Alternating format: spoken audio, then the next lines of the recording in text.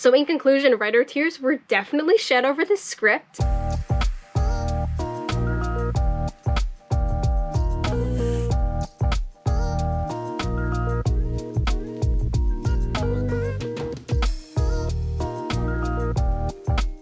Hi everyone, my name is Dani and welcome to the Screenwriting vlog. So to give a bit of background on why in the world I'm even writing a feature-length screenplay in the first place is I am currently a grad student studying to get my master's degree in cinematic production management. To complete the program, you are tasked with either writing a feature-length screenplay or writing a pilot for an episodic series. So I chose to write a feature-length screenplay. So I actually started this master's program while I was still an undergraduate because I'm in an accelerated dual degree program where I finished my undergraduate degree in 3 years and I'm finishing my master's in 1 year. So I was able to take my first 2 classes in my last year of my undergraduate studies. So I took 1 grad class in the fall 2020 semester and 1 in the spring 2021 semester. And in the spring 2021 semester, that is where I started to plan for my feature-length screenplay. We wrote a treatment and kind of just planned out everything that we wanted to include in the screenplay before we ever sat down to even write anything, before even opening final draft to write anything. So in that spring semester, I had an original idea to create a kind of fictionalized biopic, if you will. I wanted to be based on a real person that I researched, but I wanted to add some more fictionalized elements because there wasn't a lot known on some of her more private life that would add a little bit more to the story and the overall story arc. However, when it came to the fall 2021 semester where I'm going to actually sit down and write the script, I decided I wanted to change my idea, and 2 of my other roommates decided to do that as well, who are also in the same program. And I decided to change my idea because when I came up with my first idea in the spring, I was under a lot of stress because I was finishing my undergraduate thesis project, which was to create a short film because I was a film major in undergrad. So that was a lot of stress because that was before any of the vaccines were out for COVID, so we had to deal with a lot of very strict COVID practices, and creating a film with a team of about 6 people is a big undertaking in and of itself, so adding COVID on top of that made it a lot more stressful than it already usually is. So while I was taking my grad class and doing my senior thesis project,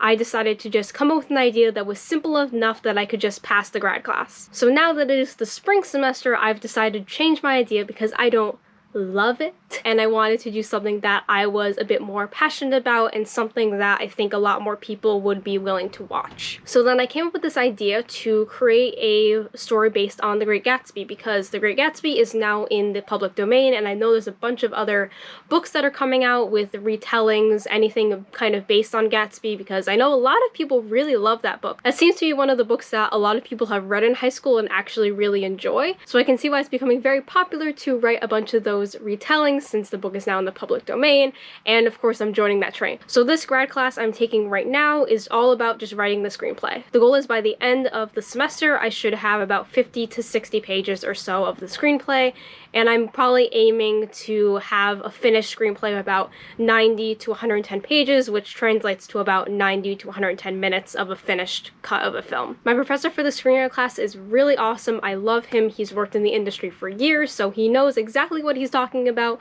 knows what works and what doesn't for screenplays, what sells well and what doesn't. So he wanted us to write about 10 pages a week or so to hit that threshold of about 50 to 60 pages by the end of the semester, because this is only a 7-week class. So now it's about week 4 in this class, and I finally got my chance to show him what I've written so far because he's only had time to really read a few screenplays a week and then give people feedback either during class or via an email. So I was finally able to get feedback on my screenplay. So I've written about 30 pages so far.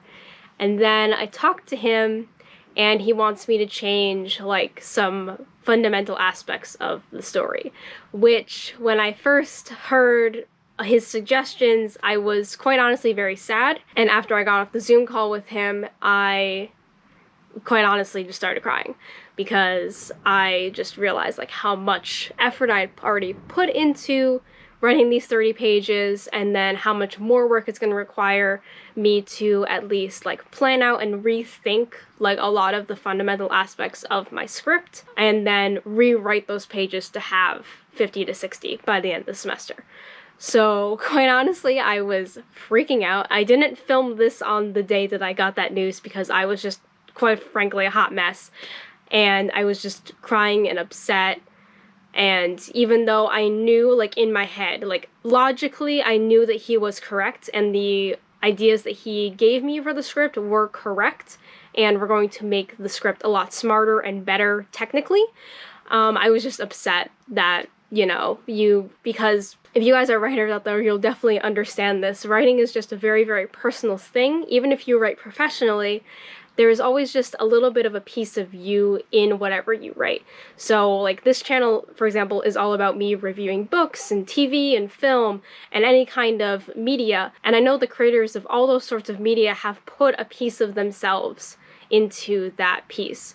So I think it's very difficult sometimes to have to deal with criticism when you know it's valid, constructive criticism, and not have that hit your ego so hard. I think I just had a bit of an ego hit when my professor gave me feedback on my script. But I'm making this video because I'm feeling a lot better about how I want to go with the script, with the changes he wants me to make. So the vague premise I had before, I had a time travel element, and he wanted me to take that out and just have it set in 1922. So that took out some of the elements that I had. However, my professor was very good in keeping some of my fundamental structure and setup the same. So in my original script, I had 4 main characters that I was going to follow through this time travel thing. And in the notes that my professor gave me, he wanted me to follow 3 characters. So similar kind of setup. And again, he was also very helpful because he sent me about 3 emails after we got off our Zoom call with more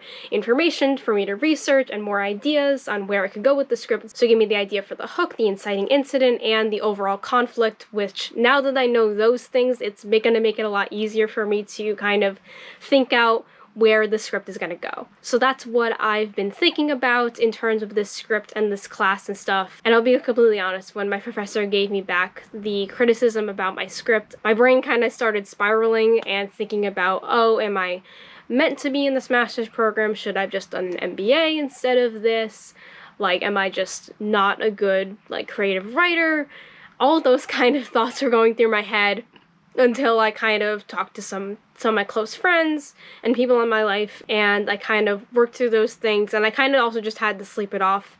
So the next day I already felt a lot better, and I was also hard on myself thinking like, oh, I have this YouTube channel where I talk about books and other media. Like, I read books all the time. Why am I not better at this creative writing thing? Like, I read and consume lots of media. Why am I not better at this whole creative writing thing? But I realize it's just very different for you to consume all of that media and then for you to actually go and write it yourself. So in conclusion, writer tears were definitely shed over this script, but I think I'm in a much better place to continue forward. So I will have to finish the screenplay after the semester is over, so I think I will continue this series of showcasing my journey through writing the screenplay, and I will also have to be doing the budget, the scheduling, kind of some other documents that are usually attached to scripts that a studio would ask for if they were interested in making the script into an actual film. So this master's program is a lot of work. I think the first half of the semester I was a bit spoiled because I wasn't doing the screenwriting thing. So now that I am doing the screenwriting thing, I'm really feeling the pressures that are grad school, and I'm feeling a lot of other general pressures because I know that I'm graduating for real this year, because I had my undergrad graduation last year, but now I'm getting my master's graduation, and I am officially done with school. So the impending doom that is having to really adult and be acclimated to real life is a little bit intimidating, to say the least. So I think here I will also be showing a bit of that journey and any of those thoughts that I have to share with you guys. But I think that concludes this episode for right now. Stay tuned to see more of my progress on my script. So please subscribe to see more content from me, as I will be updating progress on my screenplay as I finish it. And I will just see you guys all later. Bye!